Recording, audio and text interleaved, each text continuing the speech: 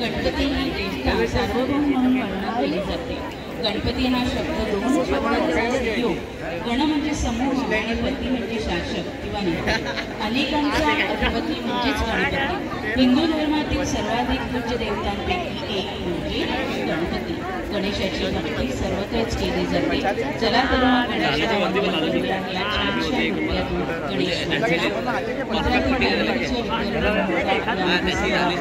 मार्गदर्शन केलेले